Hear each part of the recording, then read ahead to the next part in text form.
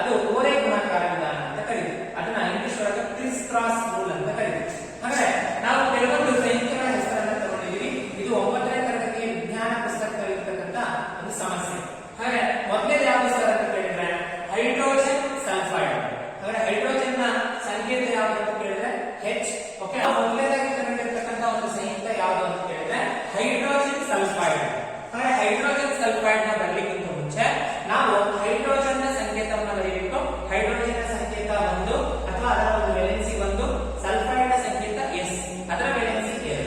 ಹಾಗಾಗಿ ಈ ಎರಡನ್ನೂ ನಾವು ಓರೆ ಗುಣಾಕಾರವನ್ನು ಮಾಡಿದಾಗ ನಮಗೆ ಸೂತ್ರ ಬರ್ತದೆ. ಅದೇ ಅಣುಸೂತ್ರ ಯಾವುದು ಅಂತ ಕೇಳಿದ್ರೆ H2S ಅಂತ ಕರೀತೀವಿ. ಹಾಗಾದ್ರೆ ಇದನ್ನ ನಾವು ಓದಬೇಕಾದ್ರೆ ಹೈಡ್ರೋಜನ್ ಸಲ್ಫೈಡ್ ಅಂತ ಓದಬೇಕು. ಹಾಗಾದ್ರೆ ಎರಡನೇ ಸಂಯುಕ್ತ ಯಾವುದು ಅಂತ ಕೇಳಿದ್ರೆ ಸೋಡಿಯಂ ಕ್ಲೋರೈಡ್. ಹಾಗೆ ಸೋಡಿಯಂ ಕ್ಲೋರೈಡ್ ಅಂದ್ರೆ ಸೋಡಿಯಂ ಅಂದ್ರೆ ಸೂತ್ರ Na, ಕ್ಲೋರೈಡ್ ಅಂದ್ರೆ ಸೂತ್ರ Cl.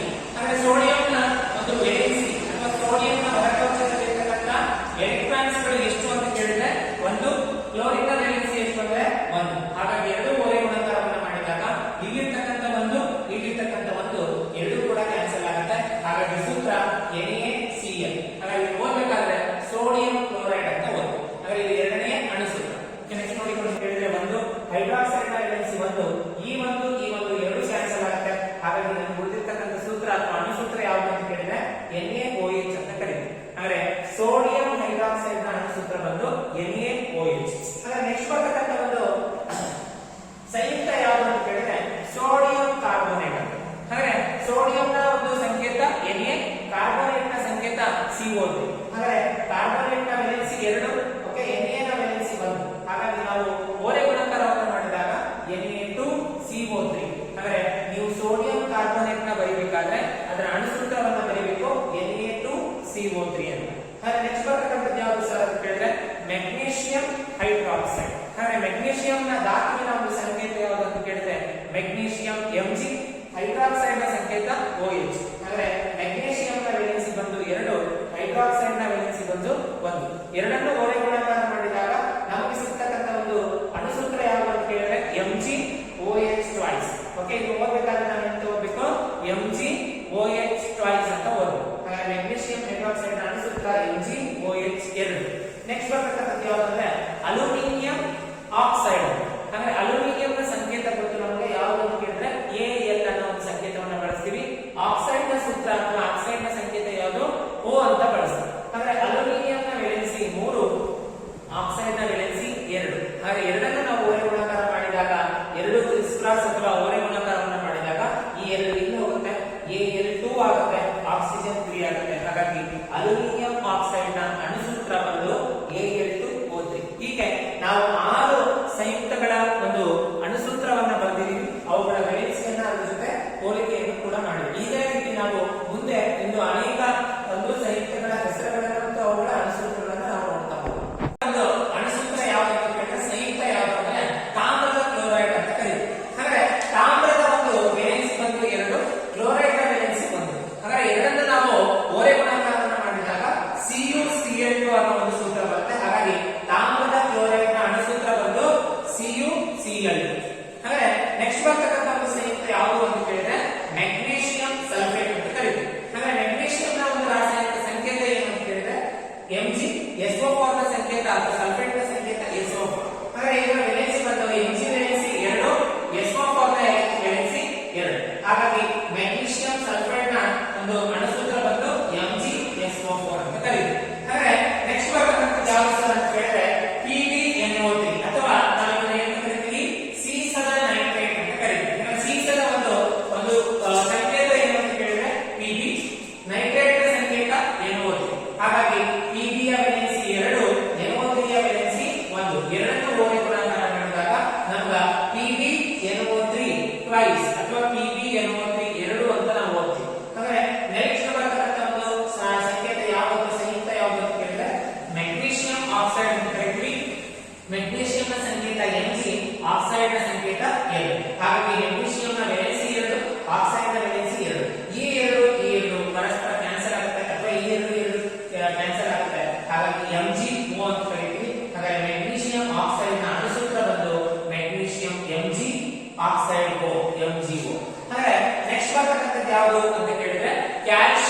ಕಾರ್ಬೋನೇಟ್ ಅಂತ ಕರೀತೀವಿ. ಹಾಗಾದ್ರೆ ಕ್ಯಾಲ್ಸಿಯಂನ ಒಂದು ಸೂತ್ರ ಅಥವಾ ಒಂದು ಸಂಕೇತ ಯಾವುದು ಅಂತ ಕೇಳಿದ್ರೆ Ca, ಕಾರ್ಬೋನೇಟ್ ನ ಸಂಕೇತ CO3. ಹಾಗಾದ್ರೆ ಕ್ಯಾಲ್ಸಿಯಂನ ವೇಲೆನ್ಸಿ 2, ಕಾರ್ಬೋನೇಟ್ ನ ವೇಲೆನ್ಸಿ 2. ಹಾಗಾಗಿ ಈ ಎರಡು ಕ್ಯಾನ್ಸಲ್ ಆಗುತ್ತೆ. ಹಾಗಾಗಿ ಕ್ಯಾಲ್ಸಿಯಂ ಕಾರ್ಬೋನೇಟ್ ನ ಒಂದು ಅಣುಸೂತ್ರ ಬಂದು CaCO3. ಓಕೆ, ಹಾಗಾದ್ರೆ ಮುಂದೆ ಬರ್ತಕ್ಕಂಥದ್ದು ಯಾವುದು ಅಂತ ಕೇಳಿದ್ರೆ ಸೋಡಿಯಂ ಹೈಡ್ರೋಜನ್ ಕಾರ್ಬೋನೇಟ್. ಅಂದ್ರೆ ಸೋಡಿಯಂ ಅಂದ್ರೆ ಸಂಕೇತ Na, ಹೈಡ್ರೋಜನ್ ಕಾರ್ಬೋನೇಟ್ ಅಂದ್ರೆ HCO3. ಇದಕ್ಕೆ ಇನ್ನೊಂದು ಹೆಸರು ಕೂಡ ಇದೆ ಅಂತ ನಾನು ಹಿಂದಿನ ತರಗತಿಯಲ್ಲಿ ಕೂಡ ಹೇಳಿದ್ದೀನಿ. ಯಾವುದು ಅಂತ ಕೇಳಿದ್ರೆ ಬೈಕಾರ್ಬೋನೇಟ್ಸ್ ಅಂತ ಕರೀತೀವಿ. ಅಂದ್ರೆ ಬೈ ಅಂದ್ರೆ ಹೈಡ್ರೋಜನ್ ಇರುತ್ತೆ, ಕಾರ್ಬೋನೇಟ್ಸ್ ಅಂದ್ರೆ CO3 ಗುಂಪಿರುತ್ತೆ. ಅಂದ್ರೆ Na ಯ ವೇಲೆನ್ಸಿ 1, HCO3 ಯ ವೇಲೆನ್ಸಿ 1. ಹಾಗಾಗಿ ಈ ಒಂದು ಕ್ಯಾನ್ಸಲ್ ಆಗುತ್ತೆ.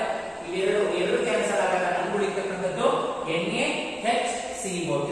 ಹಾಗಾಗಿ ಸೋಡಿಯಂ ಹೈಡ್ರೋಜನ್ ಕಾರ್ಬೋನೇಟ್ ನ ಅಣುಸೂತ್ರ ಬಂದು NaHCO3. ಹಾಗಾಗಿ ಈ ಅಷ್ಟು ಸೂತ್ರಗಳನ್ನು ನೀವು ನೆನಪಿಡಲೇಬೇಕು. ಯಾಕಂದ್ರೆ ಈ ಒಂದು ವೇಲೆನ್ಸಿ ಗೊತ್ತಿದ್ರೆ ಮಾತ್ರ ಮುಂದೆ ಬರ್ತಕ್ಕಂಥ ಪಾಠಗಳ ಒಂದು ಅಣುಸೂತ್ರವನ್ನು ನೀವು ಈಸಿಯಾಗಿ ಬರೀಬಹುದು. ಹಾಗಾದ್ರೆ ನೆಕ್ಸ್ಟ್ ಬರ್ತಕ್ಕಂಥದ್ದು ಯಾವುದು? ಸೀಸಾ ಅಯೋಡೈಡ್. ಸೀಸದ ಅಯೋಡೈಡ್ ನ ಸೂತ್ರ ಏನು? ಸೀಸದ ಒಂದು ಸಂಕೇತ Pb, ಅಯೋಡೈಡ್ ನ ಸಂಕೇತ I ಅಂತ ಕರೀತೀವಿ. ಹಾಗಾದ್ರೆ Pb ಯ ವೇಲೆನ್ಸಿ ಎಷ್ಟು? 2, I ನ ವೇಲೆನ್ಸಿ 1. ಹಾಗಾದ್ರೆ ಎರಡನ್ನ ನೀವು ಒರೇ ಗುಣಾಕಾರವನ್ನು ಮಾಡಿದಾಗ ನಮಗೆ ಬರ್ತಕ್ಕಂಥ ಒಂದು ಸೂತ್ರ PbI2. ಹಾಗಾಗಿ ಸೀಸದ ಅಯೋಡೈಡ್ ನ ಸೂತ್ರ PbI2. ಯಾವುದು ಅಂದ್ರೆ ನೆಕ್ಸ್ಟ್ ಬರ್ತಕ್ಕಂಥ ಒಂದು ಸಂಯುಕ್ತದ ಹೆಸರು ಪೊಟ್ಯಾಷಿಯಂ ನೈಟ್ರೇಟ್ ಅಂತ. ಹಾಗೆ ಪೊಟ್ಯಾಷಿಯಂ ನ ಸಂಕೇತ K ಅಂತ ಕರಿತೀವಿ, ನೈಟ್ರೇಟ್ ನ ಸಂಕೇತ NO3 ಅಂತ ಕರೀತೀವಿ. ಪೊಟ್ಯಾಷಿಯಂ ನೈಟ್ರೇಟ್ ಅಂದ್ರೆ ಪೊಟ್ಯಾಷಿಯಂ ನ ಒಂದು ವೇಲೆನ್ಸಿ 1, NO3 ಅಥವಾ ನೈಟ್ರೇಟ್ ನ ವೇಲೆನ್ಸಿ 1. ಎರಡನ್ನ ನಾವು ಒರೇ ಗುಣಾಕಾರ ಮಾಡಿದಾಗ ನಮಗೆ KNO3 ಅನ್ನೋ ಸಂಯುಕ್ತ ಬರುತ್ತೆ. ಹಾಗೆ ಪೊಟ್ಯಾಷಿಯಂ ನೈಟ್ರೇಟ್ ನ ಒಂದು ಅಣುಸೂತ್ರ KNO3 ಅಂತ ಕರೀತೀವಿ. ಹಾಗೆ ನೆಕ್ಸ್ಟ್ ಬರ್ತಕ್ಕಂಥದ್ದು ಯಾವುದು? ಕಬ್ಬಿಣದ ಆಕ್ಸೈಡ್. ಹಾಗೆ ಕಬ್ಬಿಣದ ಸಿಂಬಲ್ ಏನು ಅಥವಾ ಐರನ್ ಅಂತ ಕರೀತೀವಿ ಇಂಗ್ಲಿಷ್ ಅಲ್ಲಿ. ಇದರ ಒಂದು ಸಂಕೇತ ಏನು ಅಂತ ಕೇಳಿದ್ರೆ Fe. ಓಕೆ, ಆಮ್ಲಜನಕದ ಸಂಕೇತವನ್ನ O ಅಂತ ಕರೀತೀವಿ. ಹಾಗಾಗಿ Fe ಯ ಒಂದು ವೇಲೆನ್ಸಿ 3, ಆಕ್ಸೈಡ್ ನ ವೇಲೆನ್ಸಿ 2. ಹಾಗಾಗಿ ಪರಸ್ಪರ ಏನೋ ಒರೇ ಗುಣಾಕಾರ ಮಾಡಿದಾಗ Fe2O3. ಇದನ್ನ ಕಬ್ಬಿಣದ ಆಕ್ಸೈಡ್ 2 ಅಂತ ಕರೀತಾರೆ. ಕಬ್ಬಿಣಕ್ಕೆ 2 ರೀತಿಯ ವೇಲೆನ್ಸಿ ಇದೆ. ಆ ವೇಲೆನ್ಸಿ ಅದನ್ನ ವೇರಿಯಬಲ್ ವೇಲೆನ್ಸಿ ಅಂತ ಕರಿತೀವಿ ಅಥವಾ ಬದಲಾಗುವ ವೇಲೆನ್ಸಿ ಅಂತ ಕರಿತೀವಿ. ಯಾಕಂದ್ರೆ Fe ಗೆ 3 ವೇಲೆನ್ಸಿ ಇದೆ ಮತ್ತೆ 4 ವೇಲೆನ್ಸಿ ಇದೆ. ಹೀಗೆ ಕೆಲವೊಂದು ಸಂಯುಕ್ತಗಳ ಅಥವಾ ಧಾತುಗಳಿಗೆ ಏನೋ ವೇರಿಯಬಲ್ ವೇಲೆನ್ಸಿ ಅಂತಿದೆ.